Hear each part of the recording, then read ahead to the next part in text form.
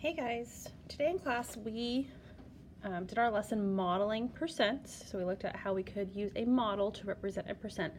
And tonight your video is on percent and fractions. So we're building on what we've already learned. So make sure you add chapter 5, lesson 1, 5-1 percent and fractions to your table of contents. Then turn to your next blank page. Write the title of our lesson, percents and fractions, and then our objective, which is 6.4G. I can generate equivalent fractions, decimals, and percents. In class today, I gave you this handout. So this is what we're going to be working on. So to generate equivalent fractions and percents, we have two different strategies. So strategy 1 is to find an equivalent fraction. And we're going to be working with 6/8, which is one of our benchmarks. So strategy 1, we can find an equivalent fraction to 6/8, which just means that we're going to simplify. Okay, 6/8, I know they're both even, so we can divide by 2. 6 divided by 2 gives us 3. 8 divided by 2 gives us 4. So 3/4 is an equivalent fraction to 6/8. Our goal is that we want to scale up to 100 because we know that percent means out of 100, right? We say that all the time in class. I know we can scale up to 100 by multiplying 4 times 25.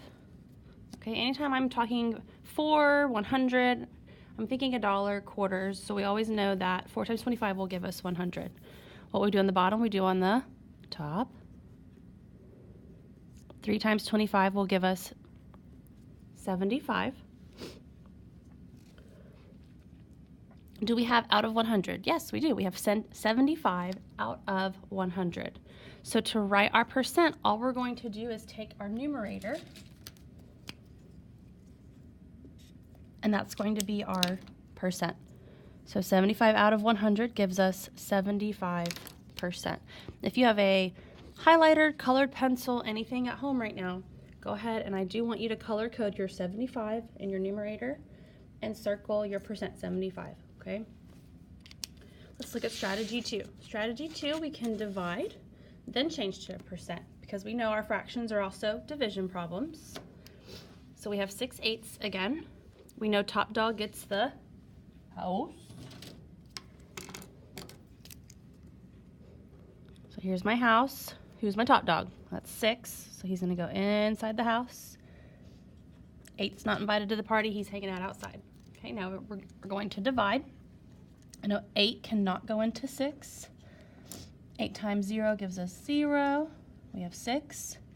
I wanna keep going so we can add zeros, but before we add a 0, we have to add a decimal. Now I can add as many zeros as I want and bring down our 0. 8 goes into 67 times. 8 times 7 gives us 56. We have 4 left over. So I'm going to bring down another 0. 8 goes into 45 times. 5 times 8 gives us 40, and we have a remainder of 0. So that means that we're done. So our decimal is 75 hundredths. Okay, now we can do two different things here. First, I'm going to write the equivalent fraction because we know 75 hundredths as a decimal is also 75 hundredths as a fraction. So that would give us 75 hundredths. Okay, the way you say it, the way you write it. 75 hundredths, 75 hundredths. And we're going to do the same thing that we just did a minute ago. We're going to take our numerator, because now we have out of 100, 75 out of 100. Our numerator becomes our percent, 75%. Okay. We also have another option, okay? So we could go ahead and we can write option 2. It could be part 2 to strategy 2, however we want to word it. Okay, if we have 75 hundredths as a decimal, we can also multiply by a power of 10, which would be 100. Okay, because when we're talking percents, we're talking out of 100. So that's why we're going to use our power of 10 of 100. Now what are we doing? Well, that means that we're moving our decimal 2 places to the right since we're multiplying. Why am I moving it 2 places? Well, I have 2 zeros in my power of 10. That means I get to move it 2 places. Okay? So I'm going to go ahead, I'm going to attach my pen to my decimal because we want to see that we're getting rid of that decimal. We don't want 2 decimals in our number. We're moving it. So I moved it 1, I moved it 2. So that, what does that become? Well, that becomes 75, which also gives us our 75%. Okay? I think we're probably more comfortable with this option because we do this a lot in class, but always know that you have an option to use whichever strategy makes you most comfortable. All right? Now flip over your paper. Okay, and we're also going to build on what we did today in class. Okay, today in class we did a graphic organizer at 50%, and we represented all the different ways to show 50%. Well, today we're going to do 40%. What are the different ways that we can represent 40%? Okay, so go ahead and put 40% in the middle because that's what you are focusing on.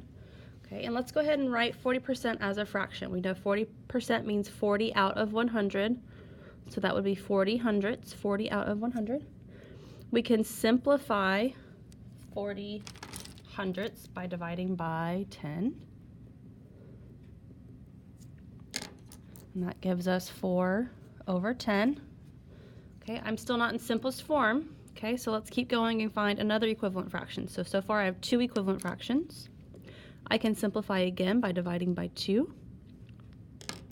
4 divided by 2 gives me 2. 10 divided by 2 gives me 5. Okay, I cannot go any further. I'm in simplest form. So we have 3 different fractions, 3 equivalent fractions to represent 40%. Okay, all right.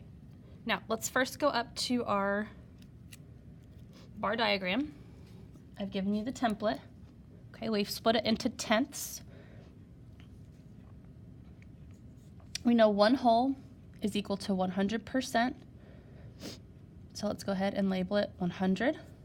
This would be 0%. Okay, if it's split into tenths, that means each one represents 10%. So this would be 10%, 20%, 30%, 40%. Okay, and just keep going. We're going up by tens.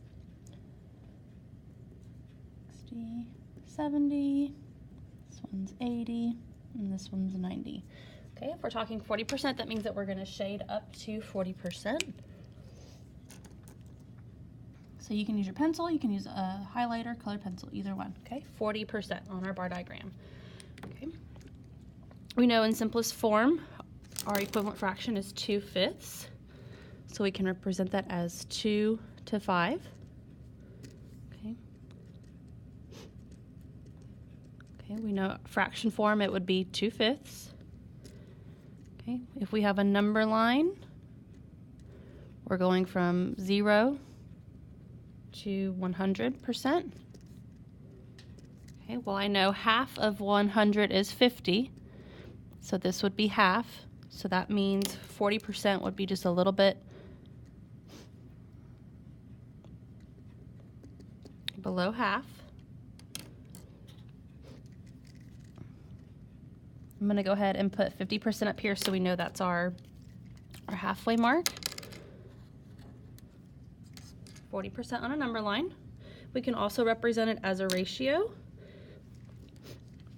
We know as a fraction it's 2 out of 5. So it'd be 2 out of 5 or 2 to 5. 2 to 5, 2 to 5. We just wrote it up here. Here we're using our ratio symbol. We can use a model. So today in class we did a circle. Okay. We know half would be 50%, so 40% would be a little bit less than half, 10% less. Okay, you can also use pencil, colored pencil here. Okay, we can use a model, another model. So we use our strip diagrams a lot, bar graphs, etc. We can split our model into fifths.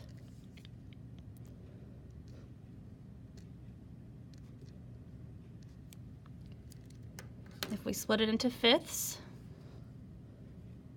this would be 0%. We know one full strip diagram or bar graph is 100.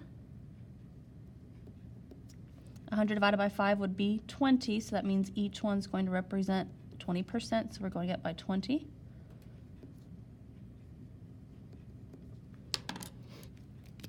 Okay, we want to represent 40, so we're shading up to 40%.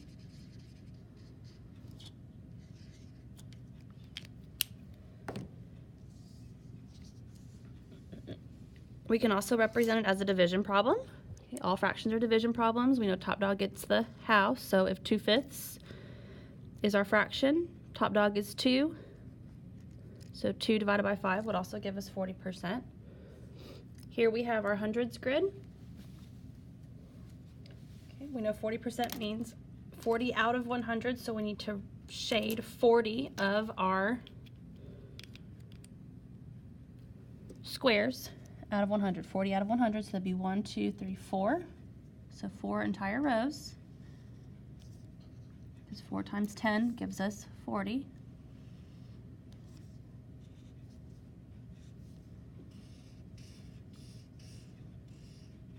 So here we have 40 out of 100.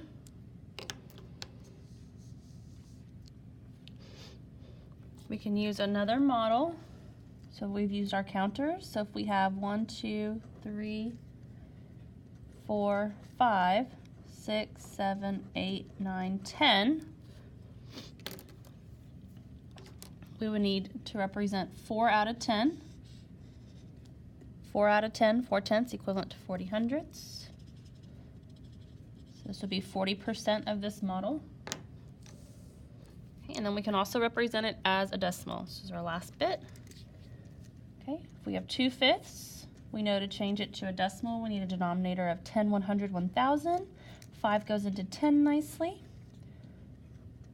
5 times 2 gives us 10. What you do on the bottom, you do on the top. 2 times 2 gives us 4. We have 4/10. 4/10 as a fraction, you write it just like you say it, 4/10 as a decimal. All right, make sure you bring this to class with you tomorrow. Good job, guys. Have a great night.